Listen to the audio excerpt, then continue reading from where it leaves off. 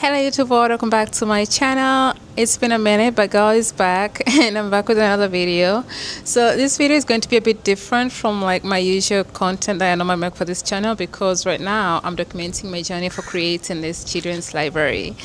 And I thought what other better place to do it than YouTube, because like I can sit in and like share everything, and then I like just looking back 10 years from now, how it's going to be so nostalgic, just look and see like everything I went through, and like I don't know. And I think during the process of like preparing for this video, I started thinking like how hard and fun it is being a Sagittarius, because tell me why I have like 100 new ideas every other Tuesday and I want to see them through. Like who made us? Like it's hard and fun at the same time, because like you have like so many ideas and then you want to do all of them.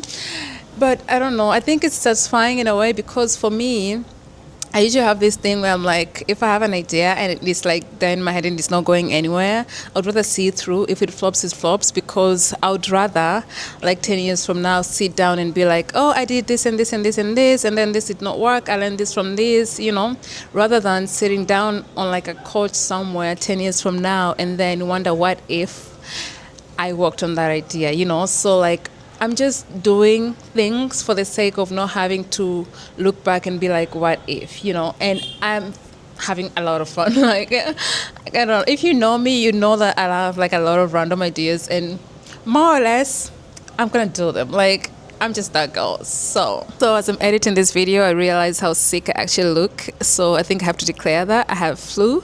And yeah, I do look very sick in this video. But this video had to be done, like it cannot wait any further, and it cannot wait until I'm better to do this video. So here we are, back to the video. So today I'm gonna tell you about this children's library that I have created, and I'm about to open the doors for people. So the library is called Hadithi Circle, and I think this is built from a place of love and a place of like wanting to help parents help their kids read. As a reader myself, I think reading is the best gift that you can give your child, because it's the gift that keeps on giving.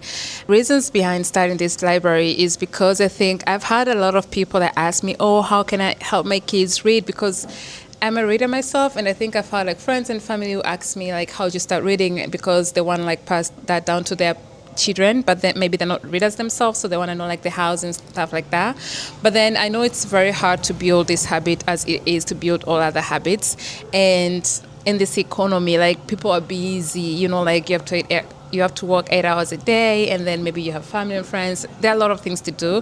So I'm trying to help parents take out that workload of like helping the kids build the habit of reading by making a mechanism that sort of like helps them do that, because I think just building the habit of reading, starting with like having access to books, exposure to books, and then over time you keep on like developing that habit. Because even I myself, I think I got into reading that way. It started with exposure to books, access to books, and then at some point I could no longer it feels like my personality, like I have to read, unless otherwise I feel like something is not complete, So I think we can get our kids to that place, but it has to start somewhere, and the aim of this library is to help the kids build that path where to start.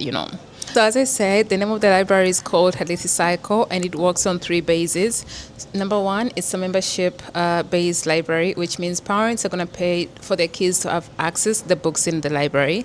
And then 2, it's a rotating library, which means the books will be rotating among the members, and the rotation is going to be monthly. So like every beginning of month you receive like 2 to 3 books, and then you're going to read them for the month, and then by end of month those books will be picked up and move to another person, and then you receive fresh books, because we're also trying to ensure the diversity of reading, that kids get to read different books and be exposed to different kind of literature, And the basis number 3 is that this library is a visual library, which means it has no physical address. And by saying the visual library does not mean that the books are e-books. The books will be physical books, like we have only physical books and not doing an e-books, but it's just that the books, there won't be a physical library where you can come and read, but rather the books will be delivered to your houses, and then the kid can experience the joy of reading, or like start practicing their reading skills with like their sisters, their brothers, their parents and stuff like that. So like this is sort of like something that they could start building at home. library, as I said, is a membership base, and you're gonna have like different kinds of memberships. So you're gonna have like the monthly basis, 3 months, 6 months, and monthly is basically for those who just want to try out, see how it works, and then for those who are committed, they could go for like 3 months or 6 months plan.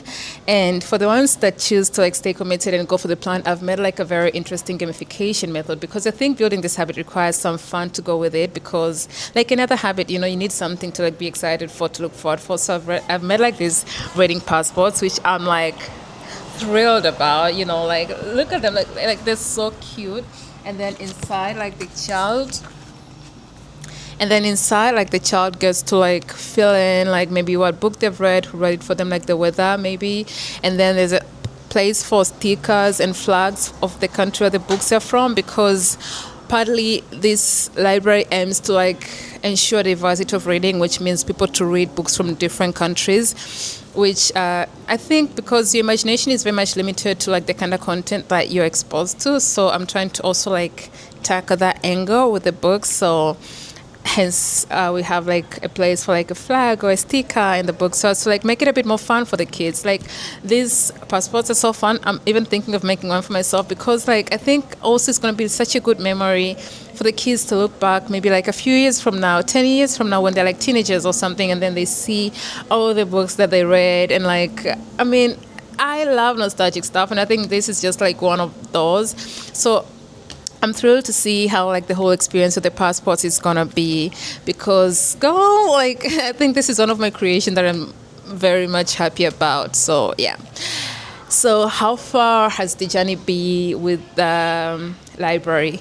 I started creating like this library, I think over 2 months ago, where I had like the idea, and then I had to sit down and write like a document which was 8 pages long, to just explain to myself how this whole thing is going to work, because it's that deep for me. Like, it's that deep. So I sat down for like hours and then wrote these 8 pages to just describe everything.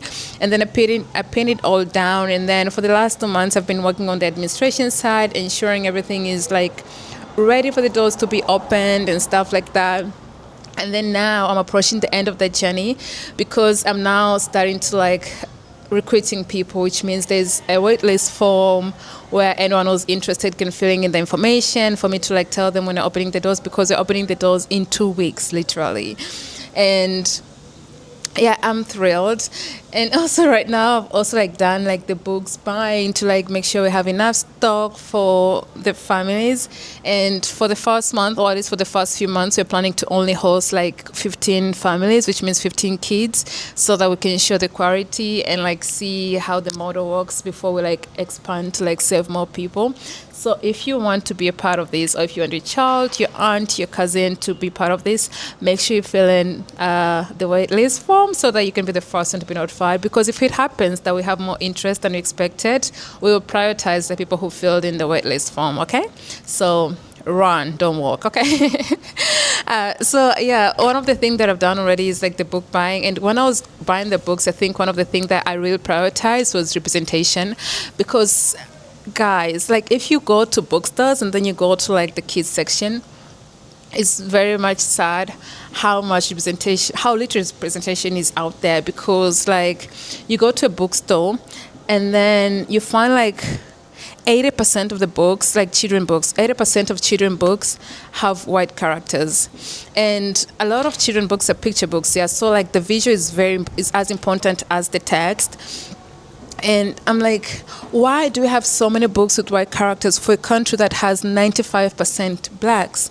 And I think it's a big challenge, because representation really matters, and we're not taking it serious. We need to take representation serious, because like if a child can only read books that have like characters that does not look like them, it's creating that mental distortion in their head that people like him or her don't do things like this, And then that's not a good place to like develop your mind from, especially because these early years are like their best years for their mental development. And then all we're doing is like exposing them to like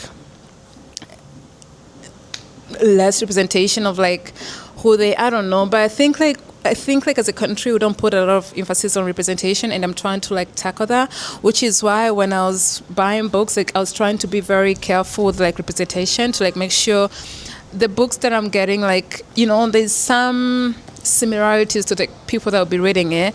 And of course, I did not just like focus on like black characters, you know, because the other stories that it's important to like learn about other cultures as well. So of course you cannot get like a Cinderella book with like a black character, you know, because the Cinderella story is not from here. But for the books that are, I mean, I just tried to have that diversity so that you can like the kids can like get the representation, which to my opinion I think is very important. And yeah, so that's a brief summary about the children's library that I'm starting. And as I said, to start, we're only going to have 15 spots. So run, don't walk. You know, if you have your cousin, your aunt, your sister, your child, or like your friend's child that you think this is going to be so good for them, don't hesitate to share this video or like tell them to join. You can fill in your information in the waitlist form, and then we're going to contact you for subscription and other processes, because in 2 weeks' time, we're going to start this very exciting journey, and I'm thrilled to see where this is going to go. I'm thrilled to see how far this is going to explore. Like, I don't know. This gives me so much joy, and I hope you join us for this ride. Thank you. Until next time. Bye.